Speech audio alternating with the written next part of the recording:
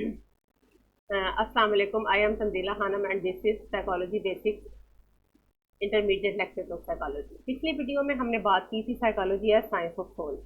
आज की हमारी जो दूसरी अप्रोच है जो साइकोलॉजी को डिफाइन करती है वो है psychology as science of mind.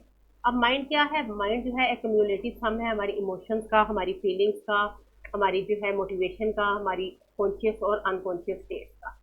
तो जब हम कोई भी इंडिविजुअल जब अपने इन्वायरमेंट के साथ इंटरेक्ट करता है, एनवायरमेंटल स्टिमुलाई को रिस्पॉन्ड करता है, तो वो इंडिविजुअल अपनी मेंटल स्टेट के मुताबिक ये सब कुछ कर रहा होता है। सबसे पहले हम बात करेंगे ग्रीक फिलोसफर्स की। ग्रीक फिलोसफर्स में हम ये देखते हैं कि Plato was the first who use the term mind for the study of psychology. उसने कहा कि जो साइकोलॉजी है वो स्टडी ऑफ माइंड है। उसके बाद हम देखते हैं कि दूसरा नाम आता है ग्रीक में एरिस्टोटल का। एरिस्टोटल ने क्या कहा कि जो सोल है, जो माइंड है, वो हमारी जो है फंक्शन ऑफ बॉडी है और वो सुपीरियर है हमारी बॉडी से। उसके बाद जब हम अपने इस सफ़र को आगे लेके चलते हैं तो 17वीं सेंचुरी में जो एक बहुत मशहूर नाम आता है वो है जॉन लॉक। जॉन लॉक ने कहा कि जो ग्रीक ने कहा था कि माइंड और बॉडी जो है वो आइडेंटिकल है, लेकिन जॉन लॉक ने इसको टोटली रिजेक्ट कर दिया और उसने कहा they both are different entities. और उसके लिए उसने एक जो टर्म बहुत ज़्यादा इंपॉर्टेंट उसने दी, उसका नाम है टेबुला रासा। टेबुला रासा मीन्स ब्लैंक। लॉक का कहना था कि जब कोई भी इंडिविजुअल पैदा होता है तो उसका माइंड जो है वो बिल्कुल एक ब्लैंक स्लेट या एक कोरे कागज की तरह होता है, उसके ऊपर कोई आइडियाज नहीं होते। आहिस्ता आहिस्ता जब वो एनवायरमेंटल स्टिमुलाई के साथ इंटरेक्ट करता है, एनवायरनमेंट के साथ इंटरेक्शन करता है लोगों के साथ, तो क्या होता है कि वो ये चीज़ें उसके माइंड से इम्प्रिंट होना शुरू हो जाती हैं और इन एक्सपीरियंसेस को उसके बाद फिर वो ऑर्गेनाइज करता है, एनालाइज करता है और उससे इसकी सारी जो लर्निंग का प्रोसेस है वो कंटिन्यू रहता है, जो कि इंसान सारी जिंदगी सीखता रहता है। इसके बाद हम स्टडी ऑफ माइंड में देखते हैं कि 18वीं सेंचुरी में जब हम आते हैं तो वहाँ हम देखते हैं कि इसको माइंड को मेंटल प्रोसेस से इक्वेट किया गया। उन्होंने कहा कि साइकोलॉजिस्ट ने कहा कि अगर हम माइंड जो है वो इन इट सेल्फ ऐसी कोई चीज़ नहीं है कि जिसको हम स्टडी कर सकें, तो बेहतर है कि इसके लिए हम वर्ड यूज़ करें मेंटल प्रोसेस का, यानी हमारे माइंड के अंदर जो फंक्शंस चल रहे हैं। और उसके लिए उन्होंने कहा कि हर मेंटल प्रोसेस जो है उसके तीन पार्ट या थ्री एस्पेक्ट। सबसे पहला है कोग्निशन। कोग्निशन है, cognition means to know something. आप किसी भी चीज़ के बारे में जानना चाहते हैं, किसी भी चीज़ का इल्म हासिल करते हैं, तो क्या है वो आपका जो मेंटल प्रोसेस चल रहा है वो आपका कोग्निशन है। जब आपने किसी चीज़ के बारे में जान लिया तो उसके बाद जाहिर है अब आप उसको उसके ऊपर रिएक्ट करते हैं या उसके मुताबिक बिहेव करते हैं, तो वो दूसरा पार्ट है आपका कोनेशन, यानी the will to perform some behaviour.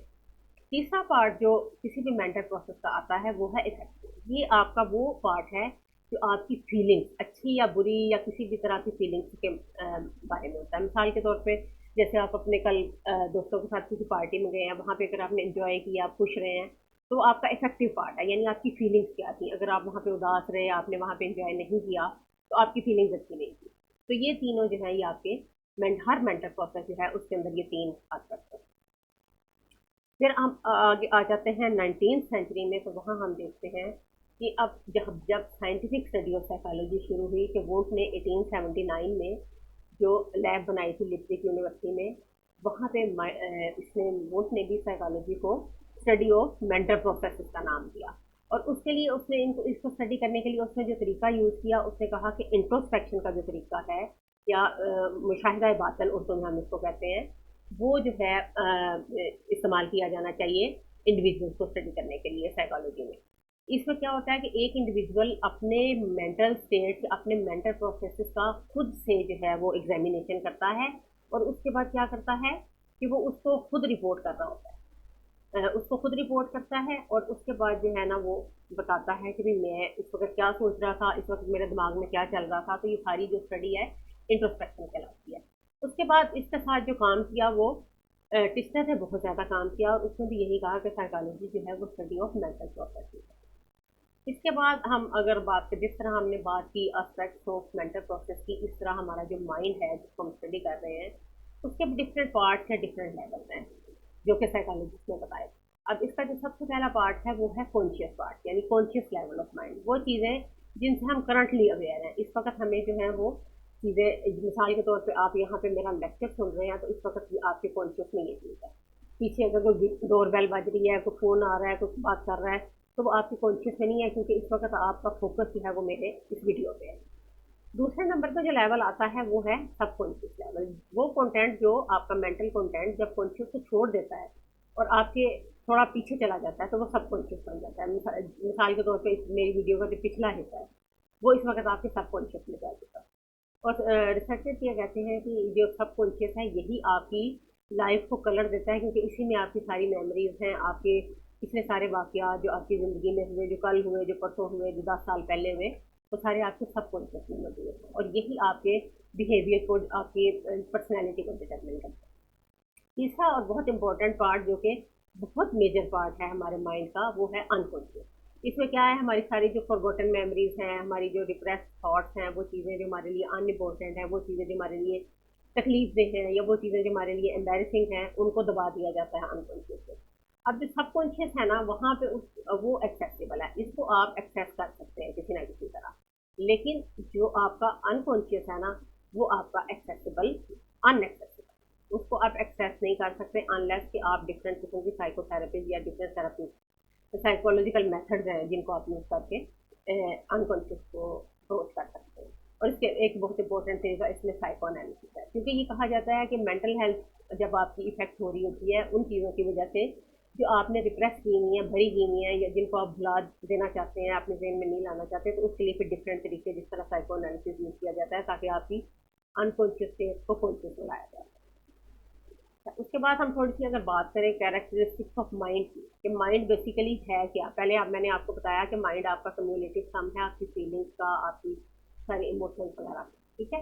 यहाँ पे हम देखते हैं कि माइंड जो है वो है क्या। माइंड बेसिकली एक हमारा एक कॉन्टिन्यूस एंटिटी है, हमारी थॉट्स मुसलसल चलती रहती हैं, एक्टिव है, एनवायरमेंटल स्टिमुलाई को रिस्पॉन्ड करता है, चेंज होता रहता है। और इसकी जो सबसे इम्पोर्टेंट क्वालिटी है कि आपका जो मेंटल प्रोसेस है या आपका जो माइंड है वो आपका सब्जेक्टिव है। सब्जेक्टिव मीन्स कि आपका बिल्कुल पर्सनल है, जो आपके अपने माइंड में एक्सपीरियंसेस चल रहे हैं वो प्राइवेट है। आप आपके साथ बैठा हुआ बंदा क्या सोच रहा है आपको नहीं पता, आप क्या सोच रहे हैं आपके साथ बैठे हुए बंदे को नहीं पता, तो ये प्राइवेट होती है। तो और ये एक बहुत बड़ा ऑब्जेक्शन है जो साइकोलॉजी पे किया जाता है, कि अगर हम इसको साइंस कहते हैं तो फिर हम इस तरह से एक सब्जेक्टिव स्टडी, अगरचे उसने वुंट ने इंट्रोस्पेक्शन का मेथड दिया इसको स्टडी करने के लिए, लेकिन वो मेथड भी उतना ज़्यादा रिलायबल नहीं है। अगरचे वो अभी भी यूज़ होता है, बहुत सी रिसर्च मेथड में हमें ज़रूरत पड़ती है कि हम इंडिविजुअल की जो सब्जेक्टिव स्टेट्स हैं उनको जाने, और उनके लिए बेहतर तरीका इंट्रोस्पेक्शन ही है। लेकिन फिर भी ये अगर साइंटिफिक वे में हम देखें तो वो उतना बहुत ज़्यादा यूज़फुल नहीं है। और एक और कैरेक्टरिस्टिक जो माइंड में हम देखते हैं वो ये है कि सोल की तरह ये भी इमटेरियल है। तो अब यहाँ पे फिर इन चीज़ों के बेस पे कुछ ऑब्जेक्शंस आते हैं कि जो माइंड है या मेंटल प्रोसेस हैं इमटेरियल हैं, इनको आप ऑब्जर्व नहीं कर सकते, एक्सपेरिमेंटेशन नहीं की जा सकती। तो इस वजह से जब हम बात करते हैं कि साइकोलॉजी एक साइंस है, तो फिर हमें इसके लिए जो है ना ऐसी चीज़ों की ज़रूरत होती है जो कि ऑब्जेक्टिवली ऑब्जर्वेबल हो, जिन पे एक्सपेरिमेंटेशन की जा सके। इन लिमिटेशंस की वजह से हम साइकोलॉजी को टोटली ये भी नहीं कह सकते कि psychology is a science of mental process only. तो इसमें हमें और चीज़ों का इजाफा भी करना पड़ता है, जो कि हम जब आगे इसकी मज़ीद डिटेल में जाएंगे और इसका हिस्टोरिकल पर्सपेक्टिव जब हम अपना कंप्लीट कर लेंगे, तो हमें पता चलेगा कि साइकोलॉजी में सिर्फ मेंटल प्रोसेस नहीं आते, और चीज़ें बिहेवियर और चीज़ें भी शामिल होती हैं, तो साइकोलॉजी की एक कंप्लीट और कम्प्रीहेंसिव डेफिनेशन हमें मिलती है। उम्मीद है ये वीडियो आपको पसंद आई होगी। अगर ये हेल्पफुल है तो इसको लाइक करें, शेयर करें। अगली वीडियो में मिलेंगे। साइकोलॉजी या science of consciousness. Till then, अल्लाह हाफिज़।